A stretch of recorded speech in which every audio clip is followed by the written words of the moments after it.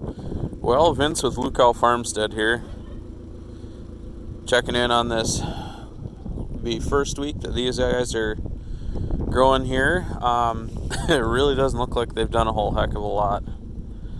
I know my triple pearl's kind of starting to question if that one's still alive. And the Saugatuck, at least that looks like it's alive, but I don't know if it's growing or not.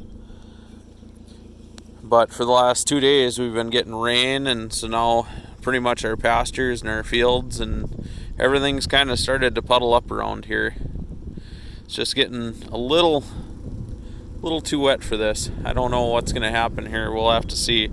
I'm glad I dug all this stuff up and kind of added peat moss and sand and a few other things to it to kind of get it to drain better, because it doesn't seem like down below they're holding a whole lot of water in here. Most of it is, underneath this mulch. It's wet, but it's not completely standing water, unlike right next to it. So that should help. At least it'll kind of drain that water off here, and maybe they just needed a good soak for a day or two. But we'll have to see how these guys do. And our trees finally started coming back in here. We planted, over the last few years living here, we planted some apple trees, and we planted some plum trees, and besides the wild plums that we already do have. And they're starting to come back. Unfortunately, this guy doesn't seem like he made it. He is not coming out of dormancy very nicely. We'll have to see how he does in the next coming weeks, or I'll have to plant a new tree, I guess.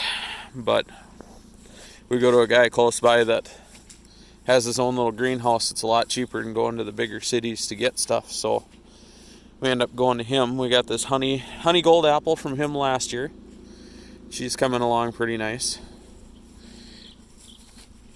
This is an older variety, he said. It's a Wolf River apple. I'm really kind of excited to see how these come out, because he said they get nearly a pound per apple on the tree, but they're not good for canning or anything like that. They pretty much have a real short lifespan, so we'll have to see how these guys come out.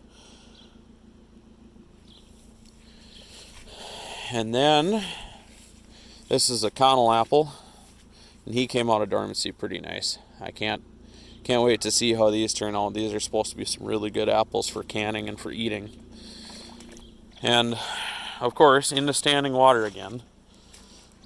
But this is our black ice plum tree, and this is the first year that it's actually grown buds on it and started flowering. So we'll have to see how he does this year. And come to think of it, this should probably be the same year that all of our wild plums are flowering as well. See if you can see that or not. Back behind our grain bins back there, it's a little tough to see. All that white, though, is all American wild plum trees that were here when we bought the house. So we'll have to see how everything turns out here. But unfortunately, right now, it is one heck of a wet spring day. Hopefully this can dry out a little bit soon. But anyways, hope y'all are having a little bit better weather than we are, and have a wonderful Sunday.